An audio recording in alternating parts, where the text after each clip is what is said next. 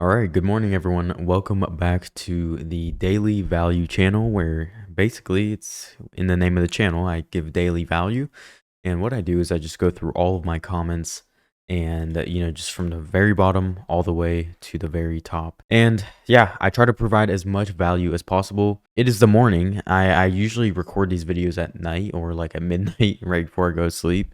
But I decided to do this in the morning, trying to get a better sleep schedule going. Um, I woke up at 6:30 today, which was new for me. Never do that.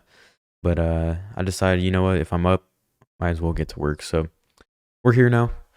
And yeah, so let's just get started with the comments. All right, so the first comment is from the Third Beats. I think that's how you say it. He says, "Love the knowledge you share. I agree with your micro niche idea. I've had most success when I was consistent with West Side Boogie, Vince Staples, and Samara Sin. I butchered that. I'm sorry. Type beats. I'm working on getting more consistent again. I will say I have a mentor with a slightly different approach. His views are a little less than yours, but sales significantly higher. He said, lock off a full niche of artists rather than sticking to one. He has over 100K subs. The variety of artists it brings in is worth more in the end, he believes. Let me know your thoughts. So as far as like going for a full niche of artists rather than sticking to one, everyone has a different approach. Now, some things might work for me, whereas that if you were to copy and paste exactly what I did at one point in my career or at one point in the algorithm, that might not work anymore, or that might not work for you. So it's like, sure, there are some outliers, there are some exceptions. What I preach is the rule of thumb. And the rule of thumb is what has gotten my students, and it's what's gotten most producers that even just watch my free YouTube content follow the rule of thumb that I lay out, is what gets the most consistent results. And that's what I found personally. So there's no right or wrong way to do it though. If your mentor has that approach and it worked really well for him, it's not like he did the wrong thing, right? That he's crushing it with that. So as far as like my thoughts on it though, it's I kind of would disagree as far as like for me and my personal approach and what where I see the algorithm right now. I think going more niche and the more focused you get on a specific sound, the more quality leads you get, the more quality artists that you attract, right? Because they want that specific sound. So it's a lot easier to sell to someone that wants that exact thing at that moment in time, right? And so it's like it goes the same thing. Imagine if I was posting content on one day how to grow a typey channel, and then the next day I'm showing you how to cook an egg. It's like it's a lot easier to sell to someone when they want a specific thing. It's I don't know how else to put it, but anyway, the main thing is like, yeah, your mentor's not wrong, right? Yeah, that worked for him, but the main thing that I like to teach is just a rule of thumb for everybody, right? And that is to go focused on a niche, right? Because you get the most results for the amount of time you put in. And you also get a higher quality audience, right? Which then leads to more results and it compounds. So, yeah, but everyone's approach is different. That's just my take on it. So, great question though, or great comment. I have a question for every niche channel. Do you have to create a new Gmail account? I do, just because I think it's better, but there's no right or wrong way to do that, or as far as that goes. But I would just make a new Gmail account for every channel, because you're gonna have to verify the phone number and everything anyway. So it's like, just start fresh, start brand new. But yeah, I know some people like will have multiple channels under one email. You can do that too, but I like to have everything more organized. But yeah, is posting YouTube Shorts a good way to gain subscribers, or would it in a way hurt the channel growth? Yes. So YouTube Shorts are not good for they if you're going for long form, do not post shorts on a long form channel. If you look at my main channel, for example, I have 16,000 subscribers. There's not one short on this channel. Okay, there's not one single YouTube short. There's a reason for this. It's because when you post shorts on a channel where you post long form content, there is a disproportionate amount of views that you will get on your short form content compared to your long form content. Now you might be like, wow, that's really good. I'm going to get so many views. What ends up happening is, since you get a ridiculous amount of views from the shorts, right? When you post a long form piece of content, right? Just a regular type beat video, what ends up happening is you might see, let's say you have 50 subs on your type beat channel, your short short gets 500 views, right? That's really good. And then your long form gets 30, right? It gets 30 views in a day or whatever. You might think, wow, okay, I need to post more of this, right? Because it's working. Well, since YouTube promotes shorts in a disproportionate way compared to long form content, it tends to attract two completely different audiences. So the people that are watching shorts are just doom scrolling, and they've watched maybe 100 short videos in the last 10 minutes. Right? So when they watch your video, after they've scrolled even twice, they don't even remember who you are. They don't care about you. So what ends up happening is when you post a long form piece of content, say they subscribed, right? They still don't care about you though, because they saw it, subscribed, then kept scrolling away. They don't care. When you post a long form piece of content, your long form type beat video is going to be put into their recommended, and they don't remember who you are. Remember that, right? They don't remember. They didn't even listen. They don't care. They quickly were scrolling. So when they see it, it's just going to be another pouring a bucket of water in the ocean. It's like you're nothing on the home screen. And so they don't click. And when your subscribers don't click on your videos, YouTube knows not to push you out to more people because your own subscribers don't even want to click.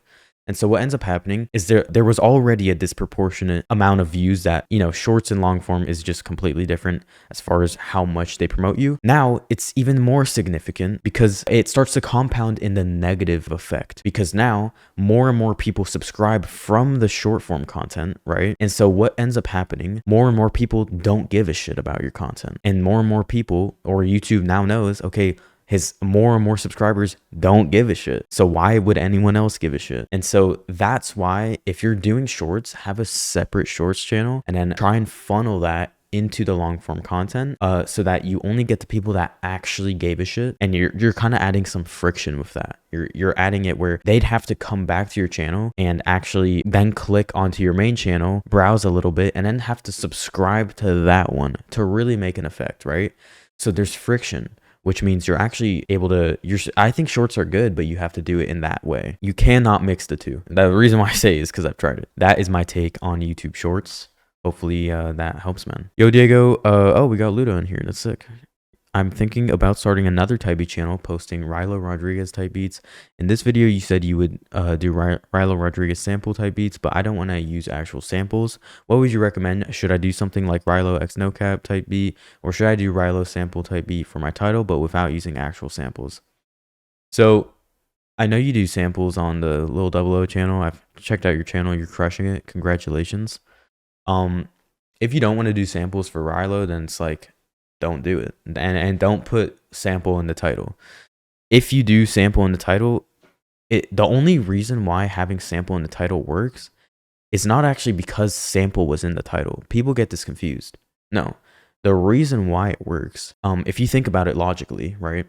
If you were to put Drake in the title, but the beat sucked, having Drake in the title wouldn't just make you rank on Drake. The only reason you rank on a keyword is because the beat was so good and it matched what the title was, right? It wasn't misleading. It matched what the title was. And then the beat was so good, the video was so good that it got a high retention, a high average view duration, and a high click-through rate. Meaning, then when you get that good data, that is what makes you rank.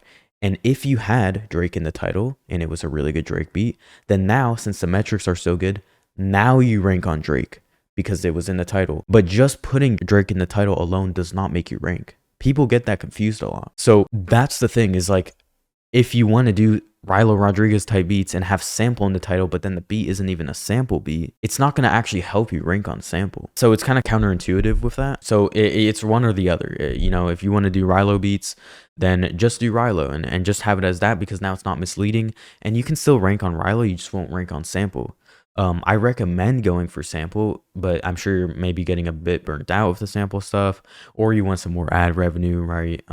Because on your main channel, you're doing samples, and the ad revenue is not the best of that. But yeah, so it's completely up to you. Rilo X No Cap is a solid title format. I don't think that's bad at all. And I think this is definitely a bigger play for like more sales. And I think you're on the right track. But hopefully that makes sense and kind of clears that up. Love your videos, by the way. Thank you, man. I appreciate it. Hey, Diego, thanks for the sauce. Is it entirely possible to just make a good living off of AdSense? My niche is electronic, and while it's a good niche for YouTube, I'm not sure about selling beats. Thoughts on this? Yeah. You can 100% make a living off of AdSense. I mean, think about it. Like artists, they make living off of streams, right? They make a living off of sometimes even direct to consumer, right? Now, in this case, you're not going direct to consumer. Obviously, selling beats is direct to consumer. But if you're not trying to go for that selling beats in a traditional sense, and you want to go for the type beat stuff or do electronic music, right, but not really sell beats, then you can monetize in other ways. So for example, I would go about it in a completely different sense as far as how you're monetizing. So let's say you're just doing electronic music, right? You got the electronic music, it's really good, people like it, great. How do you monetize it? Well, I'm not going to tell you how to actually get traffic to the electronic music. I'll tell you how to monetize it because I have a few ideas. I've never marketed electronic music. I've never done the whole YouTube side of things with electronic music. So I can't tell you like what to do as far as branding and all that. I don't know. I'm a type beat geek. I don't know anything else. Anyway, electronic music, right? Now, as far as monetizing goes, there's a few ways you can go about it. In the YouTube description, that's valuable real estate, okay? You don't want to just, since you're not selling beats, you're not just going to say, hey, thanks for watching, blah, blah, blah. No, right? You want to still utilize that space and direct it into something profitable. So what you can do is you can funnel them into Spotify, right? And what this does is you'd ideally want to get them into a playlist. So you'd want to make your own Spotify account and have all of your Spotify music on this playlist. Okay. And if you don't have hundreds of songs, right, because you're maybe just starting out, you can have all of your electronic music at the start. Maybe the first 20 rows or 20 songs is completely your stuff, and the rest is 100 other songs from other people. Now, you can also sprinkle your stuff in, right? So that it doesn't look like it's just a marketing tactic. It looks more raw and authentic. Or you could just promote an album or something. But I would promote a playlist, and that's an easy way to just generate more money, because some people will discover the music, right? YouTube is a great way to discover people, right? It's a great discoverability platform. But once they discover you, you want to turn them into fans. You want to, and usually, with selling beats, we want to turn them into customers, right? YouTube is just a way we attract these customers. But in your case, you can still view them as customers, but you want to view them more as like loyal fans. And to get them off the platform and listening to your stuff offline, you want to funnel them into something like this, right? A playlist. Or you funnel them into like a link tree with the ability for them to stream your stuff on Spotify, a playlist on Apple Music, a playlist on SoundCloud, like all of that. You want to give them the ability to become fans and listen however they want, wherever they want, and listen to whatever they want, right? So that is the way I would go about it in terms of monetization.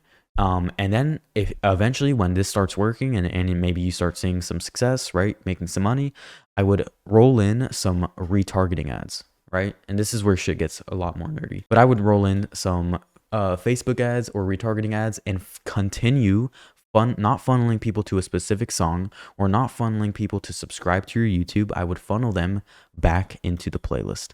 The playlist is how you're going to make all your money.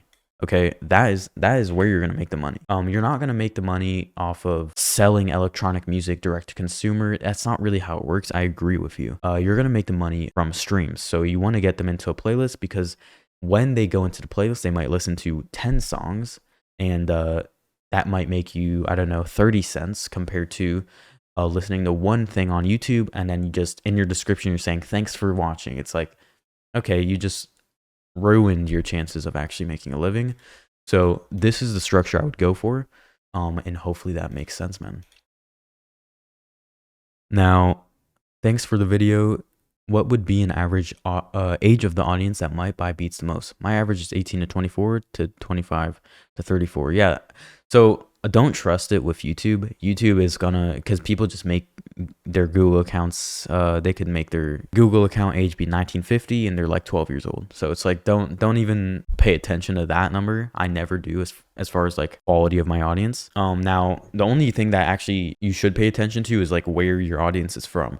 So that does determine profitability. For example, on one of my Type channels, on my main one, actually, the one with 60K, that one, it was primarily a US audience, which actually drove a lot of sales, despite it being in what I would call a low profitability niche, right? It wasn't a very profitable niche in terms of the type of beats it was.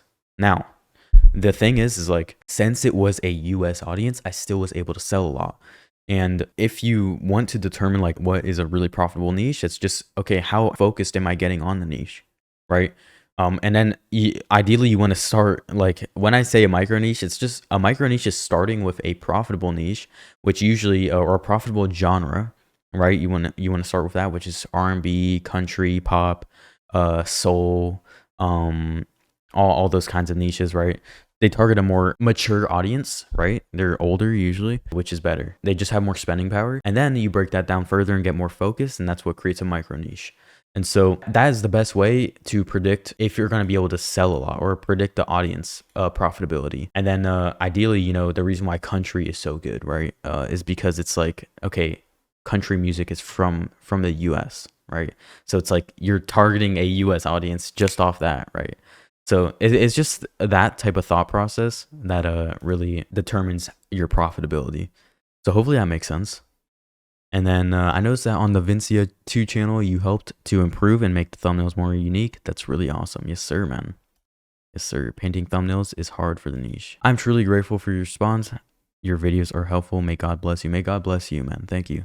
Thank you very much. Was good. I've been uploading for about 2 months. My channel was getting good traction and a few beats even blew up, but recently the views dropped a lot and I'm not sure why.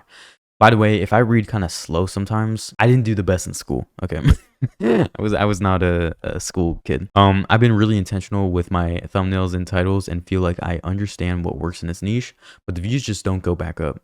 Do you think it might be because my niche is too competitive? Also, I've been thinking about starting a new channel and re-uploading the same beats in case this one keeps flopping. What would be a good idea?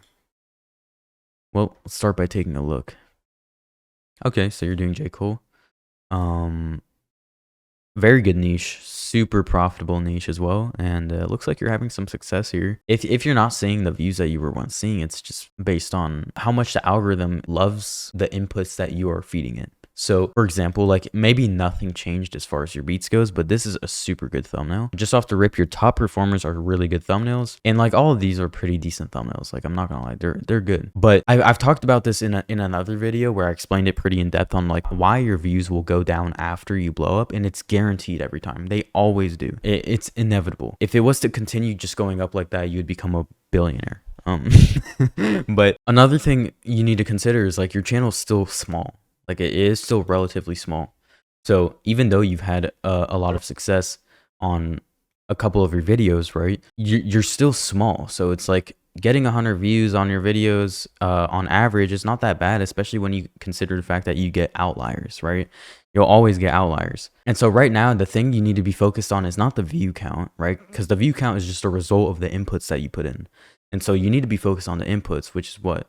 The average view duration, your click-through rate, your retention, right? The main fundamentals that you need to focus on. And how do you get that to be higher? Well, okay, spend more time on studying what worked in the first place. That is where you're at now. So you might be like, oh, I originally just copied what worked in the first place, and now, I got some success, but now it's not working anymore. Oh, well, that's because you need to now look at your own data and see exactly what worked for you and continue doing more of that and continue improving that, right? That is how you continue to get your views to increase. But yeah, man, continue crushing it. You're off to a great start, and I don't see why you can't bring these views up more. So awesome, man. Just discovered you on the DJ Payne channel. I'm interested in your help. Best regards. Yes, sir, man.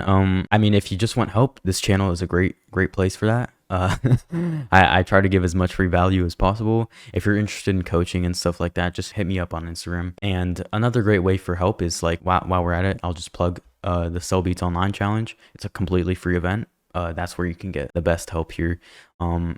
And yeah, so I recommend anyone that's watching this to go register for that. I'll leave it in the description. I'm just going to show you guys how to create micro niche type beat channel and then how to optimize and monetize it. So that's the best way for help. And yeah, if my video is partially blocked, not on this channel, then will the reset of my views drop? Because it seems like it has to do video copyright, but I don't know if it's revivable or not. Well, if your video is partially blocked, like usually I guarantee if you take a look, it's going to be only blocked in Russia. And that's because there's some stuff going on, right, in the world. I'm not going to really speak on that, but that's why, like, it's probably only blocked in Russia. So I would not worry too much about it because it's not going to be too significant to your views. As long as it's not blocked in the US or something, or Brazil, or, like, or India, like, as long as the majority of the world is still gonna see it, it's not too big of a deal. If it's just one country, don't worry about it too much. Now, what's the difference between a micro niche and a normal one, artist size wise? Also, what would you say is too competitive niche or keywords? So I've talked about this before already in this video, but generally, like, what a micro niche is it's just a profitable niche to begin with, a profitable genre, sorry. That can be R&B, pop, soul, stuff like that. And then you break it down further into, okay, what's maybe a different subgenre of that genre that you already know is profitable. So if I was doing country, maybe I'd do sad country, or I do sad country acoustic guitar type beat or something like I'd go way further into what my ideal customer would actually want. Or maybe it's sad country type beat, no drums or something. You go very micro niche, and that is how you attract the ideal customer. So that's a micro niche stuff. Now, I do have to take a call with one of my students in 5 minutes, so I'm gonna have to wrap up this video. But guys, if you haven't registered for the Sell Beats Online Challenge, highly recommend it. It's a completely free event. And also, since I am doing this free, I am probably going to take a pretty big loss just because I am running ads and stuff. Just the whole point of this event is just to get a lot of publicity and authority in what I'm trying to do, which is just help as many producers as possible. So since I am going to be taking a loss, I do have a VIP ticket as well. When you're registering, you'll be taken to that page. It's completely optional though, but if you want to support what I'm doing and what I stand for, join the VIP ticket as well. Inside, you'll get 7 extra private group coaching, Q&A sessions and some other resources and all that. So yeah, it's completely optional. I just wanted to plug that in case you guys are interested. But anyways, continue leaving great comments. I love answering these comments, and I can't wait to talk to you guys tomorrow. So yeah, thanks so much for watching, guys. Have a good night. Take care.